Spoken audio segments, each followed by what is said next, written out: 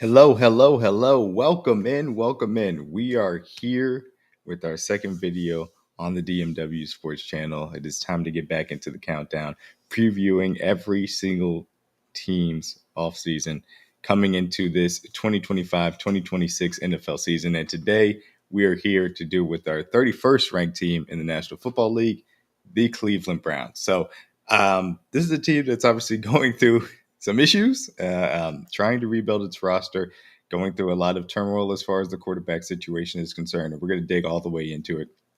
I'm excited to talk about this team, specifically from the defensive side of the ball, though. So let's go ahead and get into one of the most tortured fan bases in all of sports, truthfully, the Cleveland Browns. So we start here looking at the Browns offseason subtractions. Obviously lost what was a staple of their franchise in Nick Chubb.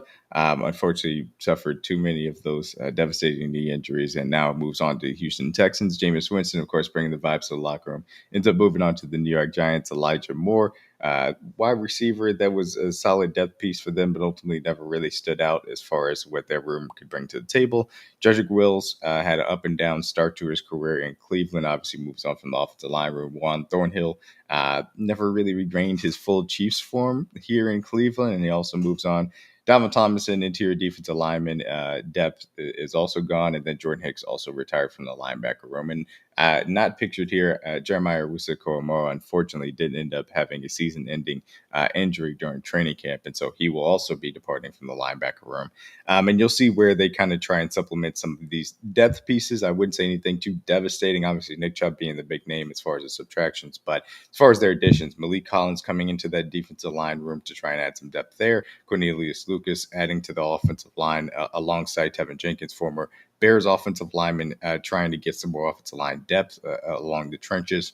Kenny Pickett was traded for from the Philadelphia Eagles to add to that very crowded quarterback room as of right now. Joe Tryon-Shoyinka coming over to add to that edge attack, and Jerome Baker again supplementing that linebacker room that has lost a few key pieces as well.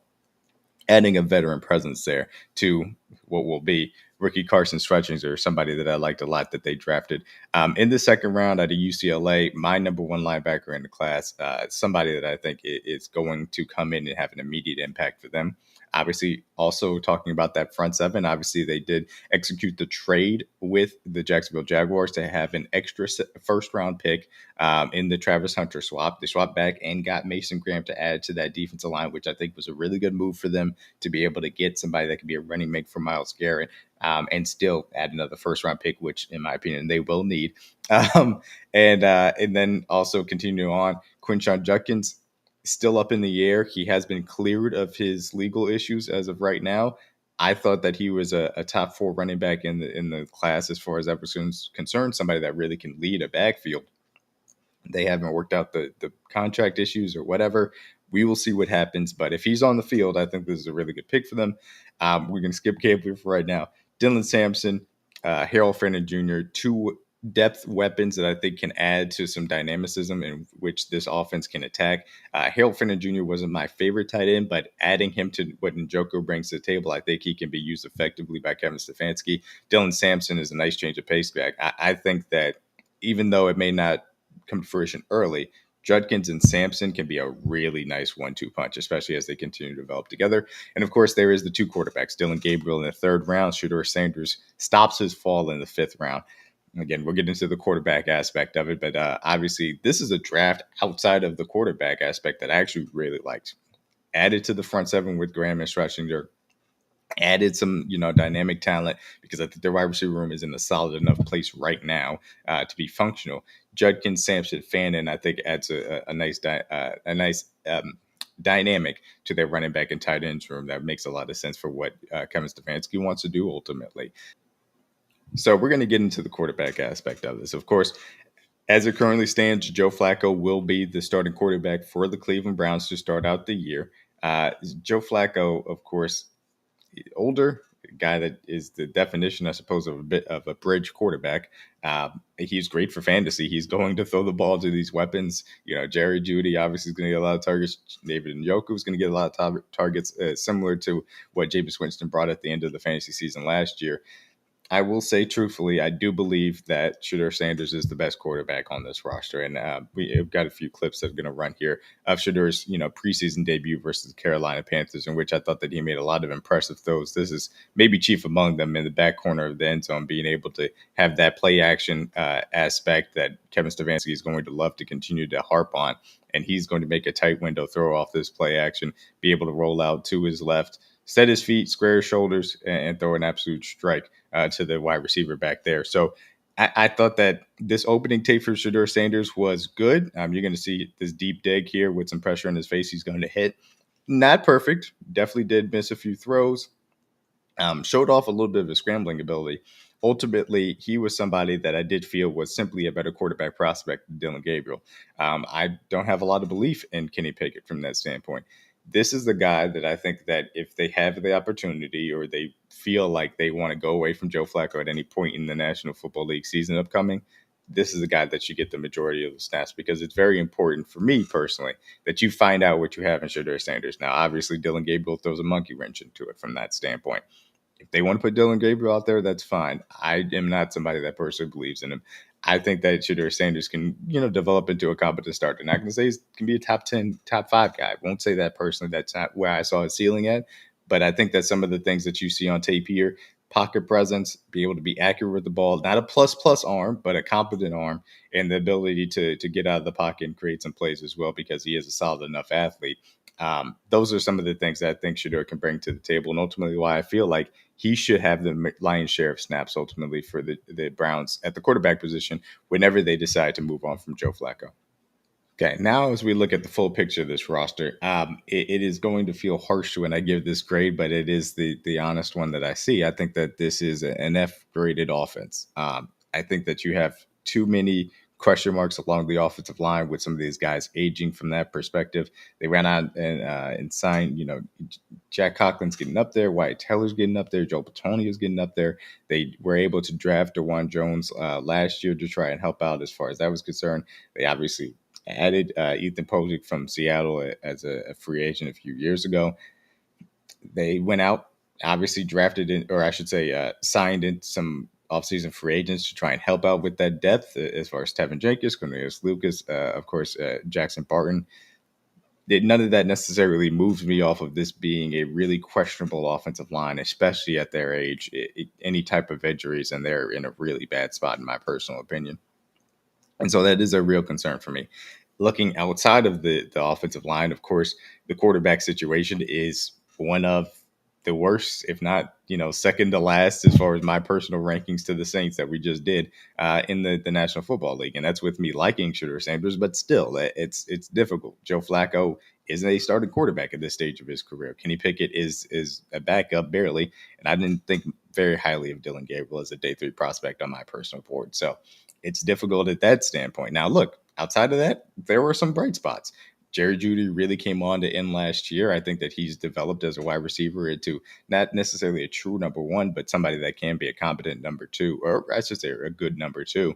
And in this offense, obviously he still provides pretty solid value. Cedric Tillman, I think, has upside as an X wide receiver. There's the Deontay Johnson of it all. Who knows? And then Isaiah Bond ended up getting signed after he got cleared of his legal issues, which is, in the context of Quinshon Judkins, it's funny that they were immediately jumping on that. But we'll see to see if he can add some dynamic speed elements to that offense as well. Tight end wise, again, I like the David Njoku, Harold Fannin Jr. pairing. I think it makes a lot of sense for what Stefanski wants to do, especially in heavy personnel sets. Fannin was not somebody that I wanted to be used as a traditional inline tight end. Njoku obviously can do so, and that takes a little bit of pressure of him coming into the National Football League. That I think helps. And again, running back room, Jerome Ford is currently penciled in as a starter. Again, he's like a flex option in fantasy, but ultimately in real NFL life, he's not a competent starter. He just isn't. Quinshon Judkins and Dylan Sampson, again, if they're both on the field as prospects, I think can develop into a really nice 1-2. The question is, when is Judkins going to get on the field, and how often does Sampson have to pair with Jerome Ford and really that lessen that running back room? So feels, I know it feels harsh, but I will have to say that this is an F-graded offense for right now.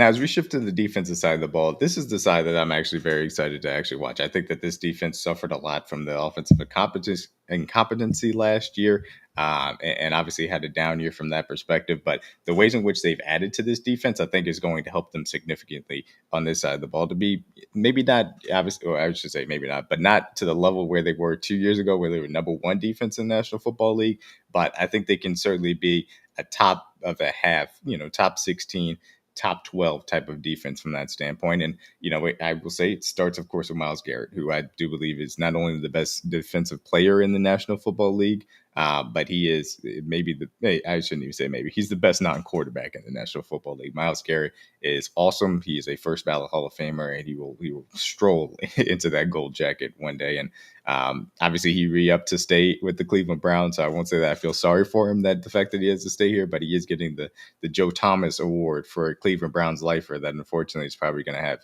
most of his career wasted without really seeing any significant team success, and certainly not consistently. As we talk about, obviously, their draft, Mason Graham, Carson Stretcher, they're both guys stand out. I think Mason was a really good defensive line prospect, not personally my number one. I will say that I did have Walter Nolan over him, but I do think that he pairs really nicely with what they already have. Obviously, they signed Malik Collins to kind of help out from that standpoint as well. I'm going to be interested to see really that edge spot outside of Myles Garrett. And I'll talk about who I think can step up into that role a little bit later on. But obviously, Alex Wright, Isaiah McGuire, those guys have a chance to step up in addition to the Joe Tryon-Sharinka signing that they ended up making. Linebacker room, Devin Bush, Jerome Baker, Carson Stretcher, green dot from day one, as he should be. Really athletic linebacker. I love what his upside can be. I think that this has the opportunity to be a front seven that can give some people some problems if things do work out, especially at that edge position outside of Myles Garrett. But like Carson Stretcher a lot, and Jerome Baker can give a little bit of veteran leadership to Devin Bush from that standpoint, and Carson in that aspect as well. Secondary still has talent on it. Denzel Ward, Greg Newsome. The nickel position is a little iffy. Grant Delpit, I think, can still provide some good safety work. DeMonte KZ and Rashawn Jenkins, who exactly can take over and help out with that safety position outside of Grant Delpit. Between them and Ronnie Hickman, we'll see. But Denzel Ward is still one of the best cornerbacks in the National Football League, top 7, if not higher guys. So I still like the talent in that secondary enough to pair with what I think the front seven can be, that this can still be a top half of the league defense. Of course, you just got to see that end up coming together. So ended up giving them a C+ personally when I was kind of grading out this defense. So we're going to get started as far as my breakout candidate is concerned. Mr. Isaiah McGuire, I talked about his ability outside of Myles Garrett. I think with the addition of Mason Graham, that takes even more pressure off of him. There was an opportunity for somebody to emerge on that edge opposite of Myles Garrett. And I think that Isaiah McGuire was the best chance to have that. Of course, the sack numbers were kind of low, but again, he had a 24.4 win percentage and 2 pass sets per PFF, 12.3 quarterback pressure rate as well, and had 10 quick pressures last season. I think that this is a guy that has the underlying numbers that suggest that when he is playing next to Myles Garrett, playing next to Mason Graham, he can have a really good year getting off the passer. Of course, there was going to be the question mark for Isaiah McGuire and really this entire Browns team, how often they're going to be in situations to actually rush the passer, given the fact that obviously you expect them to kind of be down in a portion of these games from that aspect. But I really do think that Isaiah McGuire has a chance to be able to show out. Has good athleticism, has the ability to beat blocks one-on-one. Really, when you're playing with a guy like Myles Garrett and you're getting playing with a guy like Mason Graham, you're going to get those one-on-one opportunities on a consistent basis. It's all going to be about if he's able to take advantage of them. And again, there are other guys that are possible to be able to take to step up into this role. Obviously, Alex Wright is one of them. Obviously, again, they signed Joe Tryon-Sharinka, but I do truly believe that Isaiah McGuire has the best chance of any of these guys at being able to break out and all of a sudden having, some type of impressive season that people weren't necessarily expecting, and giving some offensive tackles some real issues ultimately as we move throughout the NFL season. So let's talk about what I believe to be the best non-quarterback in the National Football League, Mr. Myles Garrett. And this is what has me excited about this upcoming season. The fact that I get to watch 95 rush after quarterbacks is always going to be fun. But I think it's overall indicative of what this defensive resurgence can be. And again, I gave them an above average grade with the C+. I think that this defense, again, can be in the top half of the league, top 16 type of unit. Once again, it's just about, are they effective in that front seven to maybe protect a little bit of the holes that they can have on the back seven. I believe in Carson Schwarzenegger. I believe in, and obviously Myles Garrett and Mason Graham as a pairing, and hopefully Isaiah McGuire as well being able to add to it. I believe in Denzel Ward as one of the best cornerbacks in the National Football League to be able to use as a trust piece off of that to try and help out on some elite wide receivers across the National Football League. And ultimately, when you have a game record the level of Myles Garrett, I think that you're in a great position to build a defense around them. And I think that that was a key emphasis for where they ended up standing going into the 2025 offseason and really the NFL draft specifically, because certainly what Myles Garrett brings to the table as an alpha level pass rusher, as the alpha level pass rusher in the National Football League, and being a 3-down edge that understands how to defend the run at a high level. It's a special level, and he's a Hall of Fame talent. And I can't wait to watch him in a defense that I believe is better around him as well. Now, as far as something that does have me concerned for this upcoming season, if you've got a picture here, Dillon Gabriel and Shedeur Sanders. The reason why I'm concerned from this standpoint, obviously, Joe Flacco starting, I'm actually fine with that. This is similar to the Patriots. Jacoby Brissett, we're going to allow him to take the licks as the offensive line tries to find his footing throughout the National Football League season. I'm fine with that perspective. I don't have any issues with that. I'm concerned from this aspect. You either lit a third-round pick on fire, if I'm right, as far as my belief in Shedeur Sanders. And if you don't let Shedeur Sanders play, then you lit a 5th-round pick on fire, which I understand is fine. You know, it's a little bit worse, but it's worth at least a shot. And that's if Dillon Gabriel is then successful. But the other reality situation is you've got 2 first-round picks and a quarterback-rich draft. You're probably drafting another quarterback. So then now have you lit a 3rd and a 5th-round pick on fire? Should you have done that? It's tough. If you're going to do the Kenny Pickett thing, then you didn't necessarily have to draft Dillon Gabriel, in my personal opinion. They believe him a lot. That's fine. I'm going to need to see it. Obviously, if you are going to sign Joe Flacco, then and trade for Kenny Pickett, then maybe you don't need to get with any of these guys, because by that perspective, then just wait till next year. Again, either of these guys possibly could develop into, I will say Shedeur, I think, could be a cabinet backup for sure. Dillon Gabriel possibly can develop into that as well. The real question is going to come down to ultimately, can either of these guys find success this year, or have you lit a 3rd and 5th-round pick on fire? That is something that concerns me. Now, amongst concerns for the Browns, that's obviously lower on the total poll, but that also is indicative of the fact that they have extremely low expectations going into this year. Reality situation is the quarterback room is crowded, of course. We will see ultimately what comes around in the 2026 NFL draft. I expect that you'll see one of those first-round picks going to the quarterback position, though. And if that's the case and that quarterback works out, then you'll have lit the 3rd and 5th-round picks in your 2025 draft on fire in that aspect. And that is a little bit concerning. So we'll go ahead and wrap it up here as we get into the hot take and bold prediction standpoint. My hot take, of course, is that Myles Garrett is the best edge rusher since Reggie White. The complete and total package, a monster on the edge. Again, one of the best run defending edges in the National Football League. And he is the scariest edge rusher in the National Football League as far as that's concerned as well. There is not a combination of speed and power that really is at his level in the National Football League today. You talk about, obviously, guys of the past, the Julius Peppers of the world. Obviously, I'm biased because I'm a Chiefs fan. Jared Allen's of the world.